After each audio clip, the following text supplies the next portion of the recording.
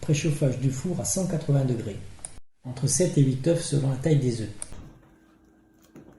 Alors là, les résultats. Donc on sépare les jaunes et les blancs. Autant de cuillères de sucre que d'œufs. Voilà.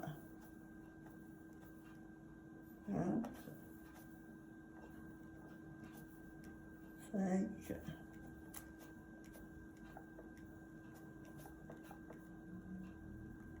6 et 7. Enfin, j'en mets 8. Allez. Voilà. Parce qu'il ne faut pas que ça fasse sauter. On rajoute une demi-coquille d'œuf d'eau pour dissoudre le sucre. On y rajoute le zeste d'un citron râpé. Ce non più giù.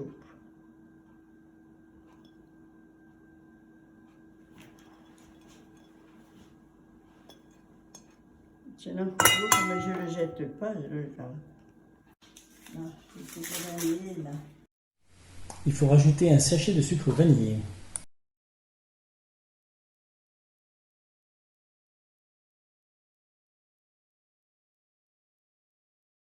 Voilà. Alors, 90 grammes. Préparez dans un récipient à part les 90 g de fécule de maïs, les 3 cuillères à soupe rases de farine et le sachet de levure chimique. Une bonne pincée de sel dans le blanc d'œuf. Il faut ensuite battre le jaune d'œuf de façon à ce que le volume augmente au moins de 2 ou 3 fois et devienne beaucoup plus clair. Préparez le moule à gâteau avec du papier sulfurisé dans le fond et beurrez le tout de façon à ce que le gâteau se détache correctement.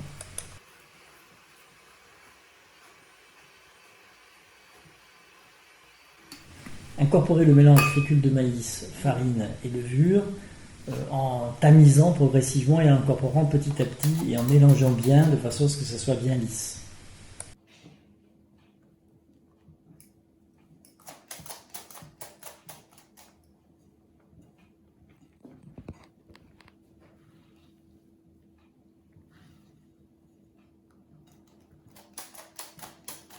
Battre le blanc en neige.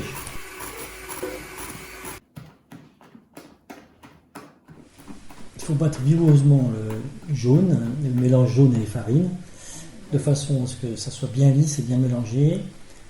Et avant d'incorporer, bien sûr, délicatement les blancs d'œufs et progressivement les blancs d'œufs en mélangeant tout doucement par contre cette fois-ci.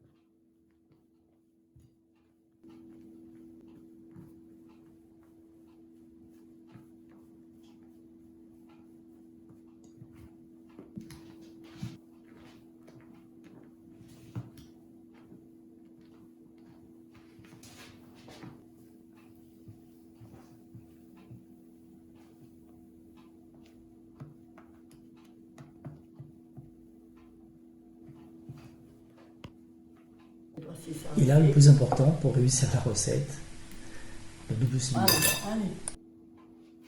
On met au four à 170 degrés pendant 35 minutes.